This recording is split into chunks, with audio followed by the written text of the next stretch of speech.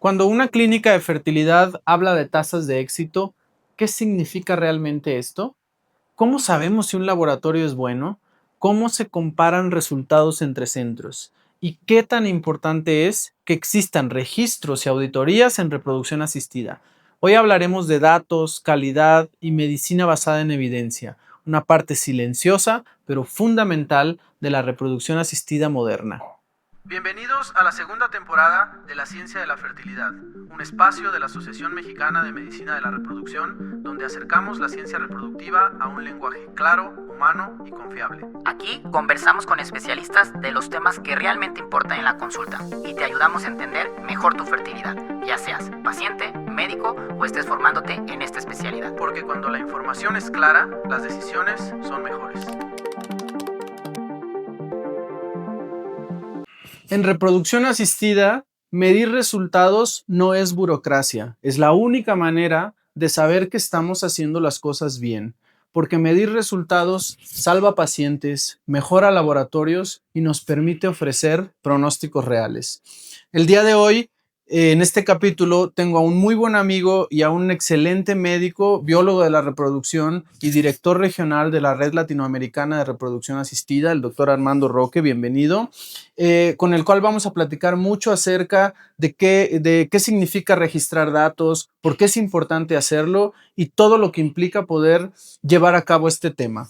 Armando, bienvenido. Muchas gracias por aceptar mi invitación. Tengo mucho tiempo desde que inicié esta temporada que quiero hacer el podcast y este capítulo contigo porque creo que es una información muy valiosa tanto para médicos, para nuestros colegas, para quien se está formando en esta especialidad y evidentemente para pacientes que escuchan información todos los días en las clínicas de reproducción. Sí, claro, no, pues al contrario, muchas gracias por esta invitación a este podcast. Y pues sí, me gustó mucho la introducción que diste sobre registrar datos. A veces van a pensar, ay, van a hablar de datos, esto va a estar bien aburrido. Sí. Van a ver que no y van a ver lo que implica también. Perfecto. Oye, pues, ¿qué significa un registro de datos en reproducción asistida? Sí, justo, yo te hablaría del papel que tengo en la red latinoamericana justamente y las peculiaridades que hay comparado con otros registros. Pues para empezar, no es nada más registrar datos, sino que esos datos sean sólidos, sean confiables y que obviamente sirvan de algo. Pues, por ejemplo, tú puedes mapear o saber qué está pasando o las conductas que se están haciendo, por ejemplo, en México contra la región, contra el estándar nacional, y de esa manera tú puedes hacer, por ejemplo, cambios en la estructura de tu centro de reproducción. Puedes hacer cambios en políticas públicas de salud, por ejemplo, ver la dinámica poblacional, cómo se está comportando, edades, etcétera, y de ahí ver cómo está la salud de nuestra población. Puedes hacer educación médica continua, si estás detectando alguna práctica que falta o que no se está haciendo bien, etcétera, pues la retroalimentación o un poquito el compromiso de quien registra los datos es regresar esos datos, pero también ofrecer alguna alternativa como para educación médica, y también sirve para el empoderamiento de las pacientes. Las pacientes obviamente tienen el derecho de saber en dónde se están tratando, quién los está atendiendo, cómo están las tasas de éxito de cada uno de los ciclos, cuáles las tendencias mundiales de transferencias de embriones, de congelación, de diagnóstico genético, etcétera, y de preservación de la fertilidad. Entonces, pues aquí es de donde sale básicamente el actuar que nosotros hacemos o deberíamos de hacer. Claro, en medicina, todos los que la practicamos creo que nos basamos mucho en estadísticas, en datos y siempre, eh, desafortunadamente, por lo menos en nuestro país, creo que mucho de lo que leemos viene de Europa, viene de Estados Unidos, viene de otros países en donde este tipo de registros ya tienen mucho tiempo o son más estandarizados, qué sé yo, Pues en ¿no? realidad tienen menos tiempo que el registro latinoamericano. Más o menos la red Lara registra desde hace 32 años. Fue uno de los Wow. primeros registros que existen, y después fueron desarrollándose algunos otros en otros países. Tiene varias peculiaridades. O sea, la primera es que no es nada más registrar por registrar. Cuando un centro manifiesta la necesidad o el querer registrar sus datos, el ser añadido a la red latinoamericana, hay profesionales independientes del país, que eso está muy padre de la red Sí. latinoamericana, que es una red multipaís de toda Latinoamérica, igual de Brasil que de Chile, que de Argentina, que de El Salvador, que de México, que de Colombia, etcétera. Entonces, profesionales van a ver cómo está ese centro, que la fiabilidad de los datos vaya a ser correcta y hace una auditoría sobre tasas de éxito, sobre expediente electrónico, etcétera, para ver que esos datos sean confiables. Por ejemplo, no se vale decir aquí se embaraza todo mundo. Claro. Ok, a ver, vamos a ver tus datos, vamos a ver si los estás registrando bien, cómo los estás registrando. Al ratito platicaremos un poquito sobre eso para bajar la información hacia médicos y hacia pacientes. Y también tenemos el reporte más o menos de 350,000 nacimientos que han ocurrido en Latinoamérica. Entonces, desde el principio de cómo es estimulación ovárica, transferencia de embriones, la edad hasta el nacimiento de esos bebés. ¿Qué datos, bien, tú ahorita dijiste registra estimulación ovárica, cómo fue el desarrollo embrionario, cómo es la transferencia de embriones? ¿Qué datos específicamente son?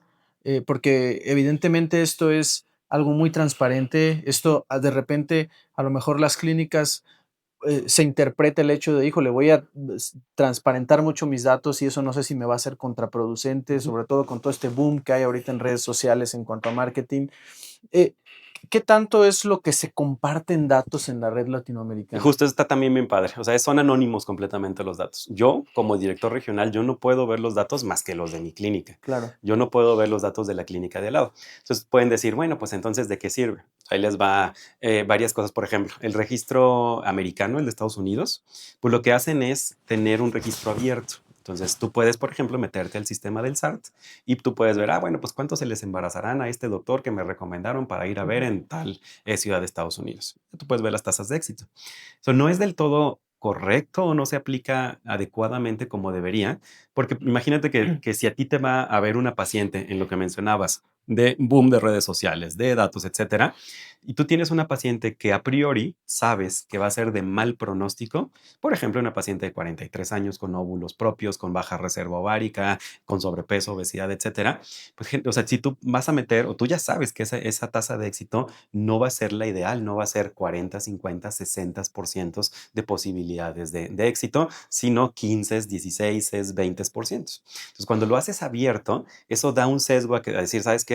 Algo muy feo que puede pasar es, te niego el tratamiento para que no me bajes mis datos porque me están viendo en redes sociales. Claro. O hago trampa, tengo 2 centros y mando las de buen pronóstico hacia un lado, que son las que van a tener mi nombre, y las de mal pronóstico hacia otro lado.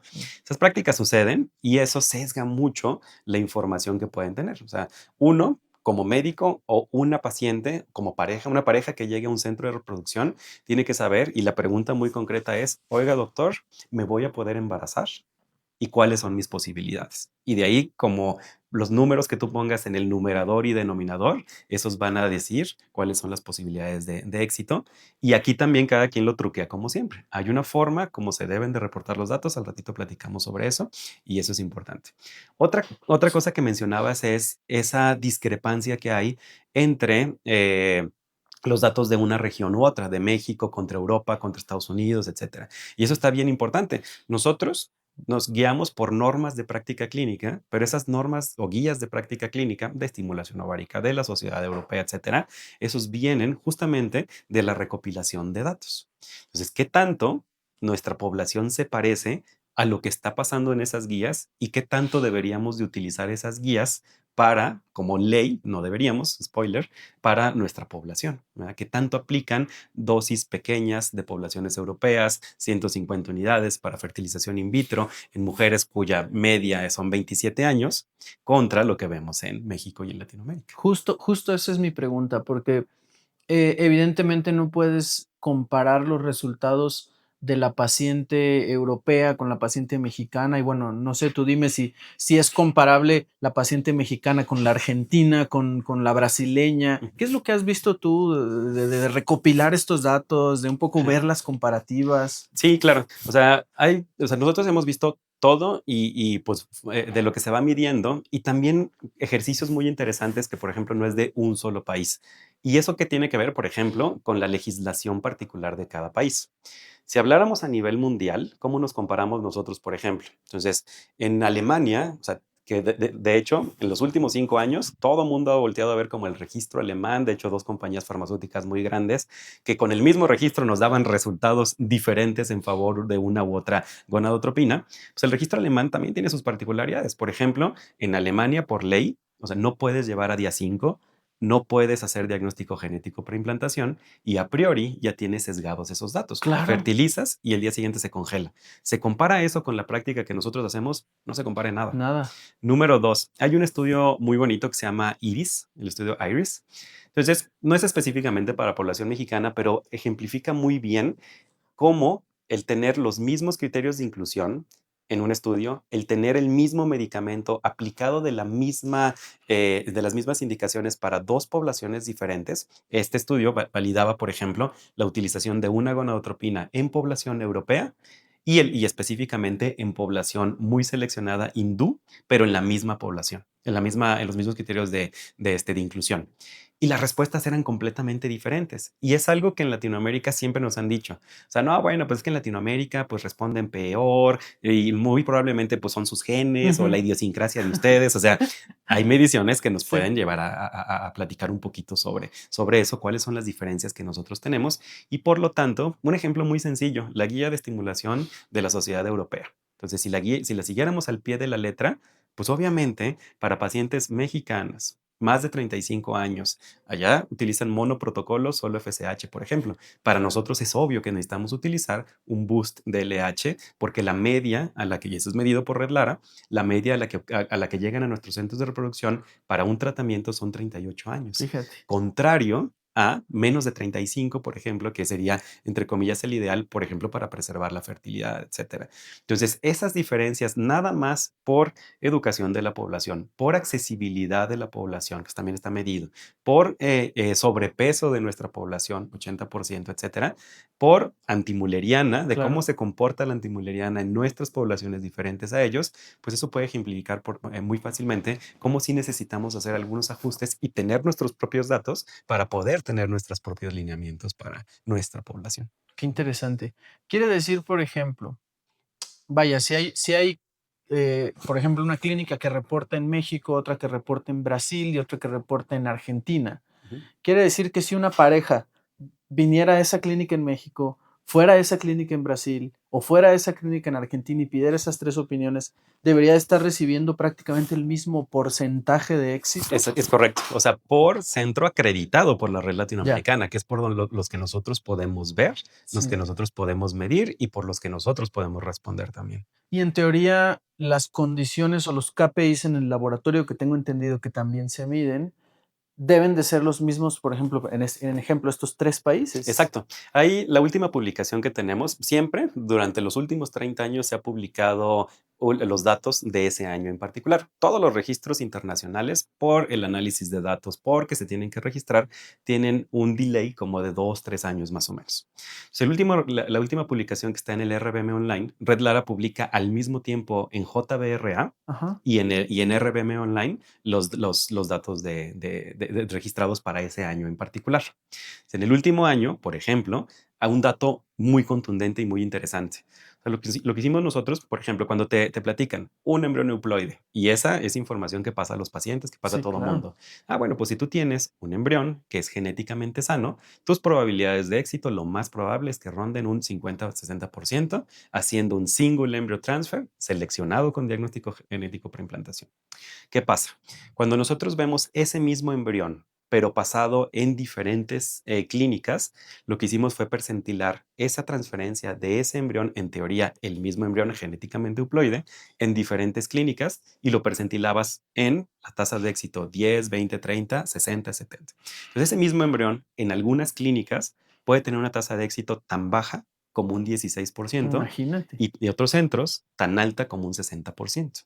Entonces, de esa forma nosotros nos dimos cuenta, o sea, de que eso que estaba pasando y ofrecimos, decir, ok, si tu centro se encuentra en esas percentilas, ok, apoyémonos de los centros que tienen las percentilas más altas. ¿Cómo como le haces para llegar exactamente, ahí? justo, o sea, es una cosa colaborativa, nunca se castiga, esta es una sociedad sin fines de lucro, pero tú como centro tú puedes decir, a ver, ¿qué nos pasó? Fue el embriólogo que biopsió, fue la plataforma que estamos utilizando para hacer el diagnóstico genético, es la tecnología que utilizamos, es la logística de envío de mis muestras genéticas a otro país como para eso y poder identificarlo, medirlo y corregirlo, obviamente. Sí. Ujú. Justo me acuerdo, platicamos esto una vez en una comida y dijimos, oye, pues todos decimos que un embrión euploide fue en alguna plática que hicimos en ese debate de PGT, no PGT, Exactamente. ¿no? Oye, un embrión euploide tiene un 60% de probabilidades de implantar. Y tú acertadamente me dijiste, ¿en dónde? Exacto. Porque Exacto. pues todos decimos la misma información, pero ¿en dónde? Y ahora yo quisiera preguntarte esto. ¿Una paciente o una pareja tiene acceso a poder, como dices, pues, así como en Estados Unidos, puedes entrar al SAT? O sea, tú puedes acceder a esta Tú puedes, o sea, información. la página de Red Lara es obviamente libre y tú puedes ver los centros que están acreditados y puedes ver las publicaciones que tiene Red Latinoamericana. Todo eso es completamente público, aunado a una guía de información para pacientes. Por ejemplo, hay una calculadora que te dice, ok, tienes estos años, tienes este embrión, ¿cuál es tu probabilidad de éxito transfiriendo ese embrión para preservación de la fertilidad? Y pues una guía educativa que te dice cómo está cada uno de esos. Pues abierto completamente al público. Lo que está cerrado, si es, por ejemplo, en esta clínica X con este doctor, ¿cuál Sí. es la posibilidad de éxito? Eso, le digo, ni yo lo puedo saber. Y tiene una razón de fondo, que era lo que platicábamos, etcétera. Pero tú sí puedes saber si tu clínica está acreditada por la red latinoamericana y tú también podrías pedirle a tu doctor, por ejemplo, oye, doctor, ¿cómo les fue para esto? ¿Nos conviene o no? ¿Por qué te lo digo? Porque en los congresos médicos generalmente nos peleamos en argumentos que necesitamos haber medido más que tener solamente la información de la literatura que aparte no es de nosotros. Debates como free sol o transferencia en fresco. Sí, a quién, cuándo, etcétera. Debates como PGTA, sí, no, a quién y cómo. Por ejemplo, PGTA en donadoras no es lo mismo que PGTA para pacientes de 43 años. Claro. Transferencia en fresco no es lo mismo para menores de 35 años que para pacientes de 41, 42 años, etcétera. Entonces, esas tasas de éxito y esos abordajes, pues bueno, sí te pueden favorecer el tener una eficiencia más alta para tu tratamiento. Sí. Y con todo esto que tú has visto, esta experiencia de estar viendo, visitando, viendo información, ¿tú qué definirías como indicadores de un laboratorio de calidad? Pues en realidad eso está bien definido, los famosos Key Performance Indicators o Ajá, los KPIs. sí, Y el estarlo midiendo obviamente te puede decir exactamente en dónde puede estar un problema. Por ejemplo, desde el principio tú puedes saber una paciente de tantos años con tal antimuleriana y puedes calcular estos indicadores como el FORT, el FOI, que te pueden decir, ok, o sea, mi paciente de los óvulos que tenía, al final, cuántos folículos llegaron a su desarrollo y cuántos óvulos capturé. Desde ahí, el acto médico, la gonadotropina o la decisión de la dosis y la proporción de medicamentos, tú la puedes saber si es correcta o es incorrecta para una paciente. O sea, una paciente que tiene 3 óvulos y sacan 3, o sea, que es 3 folículos y 3 óvulos, aunque tenga una reserva ovárica disminuida, tuvo un performance perfecto. O claro. sea, 100% de lo que se veía salió. Entonces, si tienes una paciente que tiene 14 folículos y salen 3 óvulos, obviamente estuvo mal ese performance. Esas mismas indicaciones o esa misma forma de ver las cosas lo tienes hacia adelante en el laboratorio. Por ejemplo, los óvulos capturados, los óvulos metafase 2 que tienen que ver con la estimulación y con el trigger, por ejemplo, y luego, al día siguiente de que tienes esos óvulos, el porcentaje de fertilización, el número de óvulos metafase 2 que lograron la fertilización. Y de ahí tú puedes ver, por ejemplo, si el factor masculino es normal, y tienes una mala tasa de fertilización, pues sí cuidar qué está pasando al momento de hacer una inyección intracitoplasmática. Que el embriólogo puede ser buenísimo, Sí, pero cosas muy sencillas como el momento en el que tú crees, el embriólogo, que es un ovocito metafase 2, posiblemente no lo sea, y simplemente con haber hecho esa inyección 1 hora después o 2 horas después, te puede incrementar tu posibilidad de fertilización. Y eso simplemente por haber medido el porcentaje de fertilización. Óvulos metafase 2 entre los óvulos que fertilizaron con 2 pronúcleos. claro. O sea, los demás tampoco deberían de tomar en cuenta. Y así sucesivamente, tasa de blastulación. O sea, de los óvulos que me fertilizaron, ¿cuántos me llegaron a día 5? Si no me llegaron arriba del KPI, 50%, ok, ¿qué es lo que pasó? O es un factor masculino severamente alterado, alguna normalidad inherente a genética de los óvulos, o nuestros sistemas de incubación, ver si estamos midiendo pH adecuadamente, ver si el CO2 es adecuado, ver si todas esas condiciones que necesita un embrión para su desarrollo puede ser adecuado. Y de ahí le seguimos para adelante. Blastulación, tasa de embarazo por transferencia de embrión seleccionado o no seleccionado. También está medido en Red Lara. La posibilidad de éxito ante transferir un embrión que está seleccionado o no. 2, si lo transfieres en fresco, esa decisión clínica, o si lo transfieres en descongelado. Para mucha gente es muy simplista decir, no, bueno, pues es que yo mejor todo descongelado Sí, porque sí. no se me embarazan más, les hago PGTA, etcétera. Pero ¿es la decisión correcta? Yo te diría, no necesariamente, Sí, para porque a lo todos los mejor es casos. tu percepción de lo que tú ves, Exacto. pero Ajá, ¿qué ve? O sea, ¿qué es lo que ve todo mundo? exacto. Y, Ujú. y tú has visto que los laboratorios realmente aprenden de estos datos. O sea, es como decir, oye, ¿realmente tú te enfrentas a eso o te enfrentas a renuencia de decir, no, es que yo así lo hago? Exacto. En realidad funciona al revés. O sea, nosotros proveemos los datos, pero es voluntad de cada centro, de cada director de laboratorio embriólogo o de cada director médico de acercarse para ver, ok, me pasó esto, pero la primera voluntad tiene que ser, uno, obviamente el registrar los datos y número dos, tener la curiosidad de, ok, ¿cómo estamos nosotros Claro. y cómo estamos con respecto a la media de México y cómo estamos nosotros con respecto a la media de Latinoamérica? Cada centro asociado tiene las claves como para poder conocer esos datos. Su centro, la media de México, la media de Latinoamérica. Por supuesto. Ujú. Porque, bueno, no sé, tú me dirás, pero yo creo que de repente en este boom que existe ahora en redes sociales, en marketing, pues sí resulta, entre comillas, peligroso ofrecer datos que son irreales, ¿no? Ujú. Sí, claro. O sea, en realidad, yo sí he visto mucho que se está manejando o todo está guiado por percepción del médico. Por ejemplo, o sea, puede ser en tu laboratorio o puede ser un médico que va a otro centro a llevar a tus procedimientos. Entonces, de repente te pueden salir cosas o sea, llegar a una conclusión completamente errónea.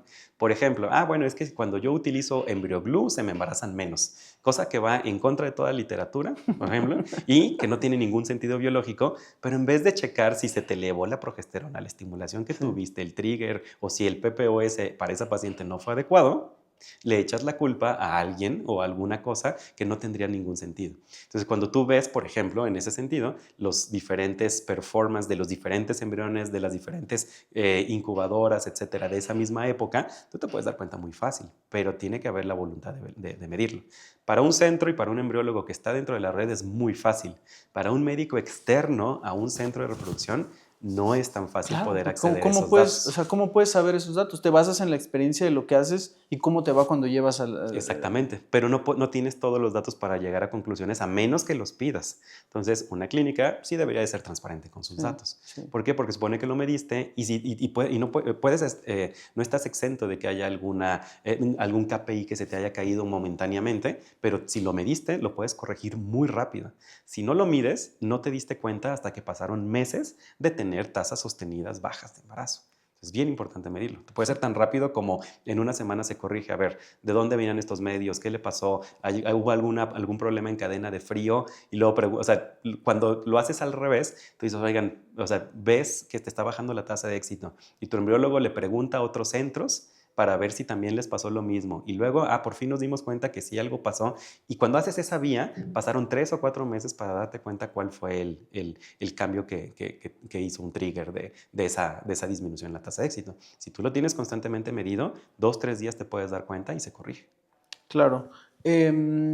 Finalmente, este tipo de estadísticas pues te sirven no tanto como para prometer embarazos, porque a veces el paciente o la pareja cuando llega yo creo que tiene esa percepción de decir, muchos hemos escuchado esto de, no, mejor me voy a ir a la segura, pero nadie, ¿Cuál es la segura? ¿cuál es la Exacto, segura? O sea, exacto. Ajá. y algunos pacientes que ya tienen información incluso te dicen, ¿cuál es el porcentaje Ujú. de éxito que voy a tener? Claro. Ahí te va un comentario también sobre eso. O sea, ¿cómo deben de ser las cosas? Una paciente puede preguntarte a ti, oye, doctor, en casos como el mío, ¿cuál es la probabilidad de éxito? Pues, ¿cómo debería de ser? Por ejemplo, o sea, tú puedes verte todo en redes sociales y tú puedes decir, bueno, pues mi tasa de éxito es 98%. No, la mía es de 60%. Ves la media mundial y dices 40%. ¿Y cómo hicieron para tener el triple de posibilidades de éxito? Todo está en cómo reportas los datos y cómo analizas los datos. Y hay una forma correcta y hay miles de formas incorrectas que, spoiler, son las que circulan por Internet. Acá se embarazan el 98%. Sí. Ok. ¿Pero qué ¿De pacientes? cuáles? Por ejemplo. Entonces, no es lo mismo que tú estés midiendo las transferencias de embriones con diagnóstico genético preimplantación y su tasa de embarazo asociada. O sea, ¿qué pasó ahí? O sea, que ya hubo un proceso de estimulación ovárica, ya hubo un proceso de captura de óvulos, de fertilización de blastulación y una selección natural, la llegada a blastulación, y una selección genética por el diagnóstico genético preimplantación. Si yo te preguntara, por ejemplo, a los 43 años, un caso perfecto para hacer diagnóstico genético preimplantación, ¿cuántas transferencias de embriones de cuántas pacientes que llegaron contigo llegaron correctamente a tener una transferencia? Claro. Yo te aseguraría que 1 o 2 de cada 10 pacientes llegaron a tener un embrión sano para hacer esa transferencia. ¿Cómo lo debiste haber reportado?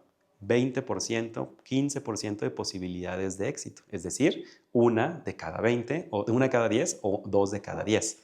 No el 60% de las 2 pacientes que llegaron a una transferencia de embrión euploide. Entonces, siempre las tasas deben de ser por ciclo iniciado, no por embrión transferido. Ya cuando llegas al embrión transferido, ya pasaron muchas cosas que las parejas se pueden quedar en el camino. O sea, una pareja puede no tener los óvulos suficientes para poder tener una captura, o puede no tener ningún embrión euploide, o puede quedarse en alguna parte del proceso. Oye, ¿y si les ha tocado que de repente les lleguen datos, no sé, de alguna o algunas clínicas que digas así, a ver, espérame, esto no es real, vamos a ver cómo lo están haciendo, por qué me están reportando esto? En realidad no, porque nosotros no somos una institución que castigue. O sea, nosotros somos una educación que registra y que provee lo que dijimos, educación médica, etc. Entonces les digo, tiene que nacer. Y si me han llegado solicitudes, oye, ¿no le puedes decir a X clínica que no haga eso? Y yo, o sea, sí, ayúdame para hacerlo. ¿Estás registrando tus datos? No. ¿Ya te acreditaste por la red? Tampoco. ¿Ok? Empecemos por tener esa función colaborativa horizontal como para poder, sí, hacer presión a las clínicas, al gobierno también, sí, a los legisladores, etcétera, y a nosotros mismos también. Ok, ¿qué tenemos nosotros mismos que podemos medir y que podemos mejorar? Sí, que esta colaboración entre países es buenísima. Digo, tristemente, lo que yo sé es que no existe un registro mexicano como tal. Se está trabajando y ojalá vaya bien, pero el registro latinoamericano es lo que tenemos y yo creo que es donde deberíamos de estar todos. Exactamente, sí, que es súper sólido. O sea, todo el mundo dice, bueno, es lo que hay. No, es lo que hay es súper bueno. Claro. Obviamente hay que fortalecer el tener un registro mexicano. Ahorita, si nos queda tiempo, platicaremos de algunas cosas particulares que podrían beneficiar a México de tener un registro mexicano. Pero el registro es sólido, los datos son creíbles y tenemos registrados el 80% de los ciclos de Latinoamérica. ¿Cuál es el país que más reporta? Brasil tiene el mayor número de ciclos que realiza, que no quiere decir, ahí te va, por ejemplo en México más o menos el estimado son 140 centros de reproducción, nosotros tenemos 49, 50, 52 registrados. El estimado de ciclos realizados en México más o menos ronda para el año pasado unos 28,000, 30,000 ciclos por año y nosotros tenemos registrados 24,000 ciclos. Entonces, o sea, nosotros tenemos a los centros que obviamente pidieron ser acreditados, pero que también saben que van a pasar la acreditación. Claro. Debe haber centros que a lo mejor no, o les da flojera, o saben que no van a pasar una acreditación, pero de todas maneras tenemos la mayoría de los datos registrados. Lo mismo en Brasil, etcétera. Ahora, por proporción de habitantes, eso es muy interesante. Y eso tiene que ver con accesibilidad y obviamente los costos de los tratamientos. La Organización Mundial de la Salud más o menos da un número, 500 ciclos o 500 tratamientos que deben de realizarse por millón de habitantes. Por ejemplo, países nórdicos, Finlandia, o sea, todos ellos, más o menos hacen como 1,500, 2,000, 3,500 por millón de habitantes. Hay países que no podemos cuantificar, Cuba, Venezuela, por ejemplo. Hay países, El Salvador, etcétera, que tienen menos que eso. México está en 200, 250 ciclos por millón de habitantes, muy por debajo de esos 500 recomendados por la Organización Mundial de la Salud. Claro. Uruguay es el más alto. Uruguay está cercano a los 500 ciclos por millón de habitantes, con políticas públicas bien hechas, con tratamientos pagados por el Estado bien hecho, etcétera. Bien. Voy a hacer nos queda poquito tiempo, pero quiero hacer una pregunta que va muy enfocada hacia el futuro. ¿Cómo cambiarían este tipo de registros con el uso de lo que se viene con la inteligencia artificial? Va a ser todo más eficiente. O sea, nosotros, y me estoy incluyendo, pero yo ni lo hago. O sea, lo hace el doctor Crosby con un analista en Alemania, con el doctor Segers, con Carolina Murray, que realmente son los pilares del registro latinoamericano. Entonces ellos analizan los datos y lo ponen en fórmulas que ya tienen, de tablas hechas en Excel, etc. Entonces este análisis de datos, potencialmente, con estas nuevas tecnologías de IA, pueden tener los datos y tendencias regionales mucho más rápido y vamos a poder actuar mucho más rápido también para poder tener estas tecnologías. Con cosas, por ejemplo, estas tendencias de Freesolve, PGTA, etcétera, o con tirar, por ejemplo, políticas públicas, el caso de Costa Rica. El caso de Costa Rica realmente fue basado con los datos del registro latinoamericano. Cómo demostrar que la prohibición ante hacer tratamientos de fertilización in vitro era contrario a favorecer a su población, uno, contrario a todos los derechos humanos, etcétera, y acabar en una corte de derechos humanos y tirar ese caso y poder, ahora que Costa Rica puede tener acceso a tratamientos públicos financiados por el gobierno y que los centros de reproducción sean hechos, pagados por el gobierno, ese fue uno de los grandes logros de ese registro de los datos. Bien, pues digo, para finalizar quisiera yo preguntarte con este tipo de registro de datos, ¿hacia dónde ves tú que va esto en un futuro? La verdad es que las mismas pacientes cada vez lo están pidiendo, cada vez tienen más información. Nosotros estamos accediendo a TikTok, a redes sociales, etcétera. Las pacientes también. Entonces, las pacientes, de repente tú puedes ver, ok, ¿quién es este doctor? Está certificado por el consejo, pertenece de alguna forma a alguna sociedad, llámese MMR, por ejemplo, su centro está acreditado por la red latinoamericana o el doctor tiene algún tipo de certificación por alguien internacional como la red. Entonces, de entrada, las pacientes lo van a ir pidiendo, lo van a ir exigiendo conforme va pasando el tiempo. Y eso va a ser el movilizador, si bien, por ejemplo, en México no es el caso de Brasil o el caso de Argentina, en el que el Estado obliga a registrar los tratamientos y que obliga a estar certificados para poder trabajar. No es el caso de México, pero colaborativamente, con la presión de uno de los pacientes, etcétera. Y número dos, con el entendimiento muy claro de que es para mejorar y que no es una carga de trabajo extra, sino que puede hacer cosas tan importantes como tirar leyes o hacer leyes, cosas que nos faltan en México. La gente va a ir entendiendo que esto es importante y tener cómo no están nuestras pacientes sí te va a hacer diferenciar entre poder escoger el mejor tratamiento y los mejores equipamiento, la mejor tecnología, si es que se necesita y se valida para tu centro de reproducción y ofrecer obviamente mejores. A lo mejor va a pasar un poco... digo, está un poco absurdo mi ejemplo, pero como lo que pasó ahora que a todo le ponen los sellos de exceso de calorías, que el paciente llegue y ve el sello y diga, bueno, aquí sí, ¿no? Sí, yo te diría, los pacientes lo están viendo cada vez más. Y literalmente hay un sello de la red latinoamericana que se da cada año a los centros que están acreditados y que tienen bien en orden sus datos. Una estrellita. Claro. ¿Vale o no vale? Depende de lo que cada uno de los centros quiera que valga o le dé la importancia que tiene. Perfecto. Pues, amigo, la plática está súper interesante, me encantó, nos dice muchísima información y yo espero que no sea la última vez que podamos platicar de esto. Sí, claro. Fuera de línea y en línea también, para toda la gente. Exacto. Pero bueno, te agradezco muchísimo haber aceptado la invitación, habernos dado información tan valiosa y bueno, creo que está de más el hecho de invitar a todas las clínicas que estamos en México a participar en la red latinoamericana, a certificarse, a mejorar resultados y a homogenizar la información que damos, pero con sólidas bases como lo hace la red latinoamericana. Sí, claro, y esa es la invitación. En realidad, participes o no participes, los datos están y están disponibles para todo el público. Si alguien quiere hacer protocolos de investigación, evaluar tendencias mexicanas, evaluar cómo está su centro, compararse su centro, aunque no esté registrando, obviamente la invitación es registrar, los datos son públicos y abiertos para todo. Y la invitación es accesarlos, quien lo necesite y quien tenga la curiosidad de verlos. Qué maravilla. Pues muchas gracias. Muchas gracias por la información y por este capítulo. Muchas gracias.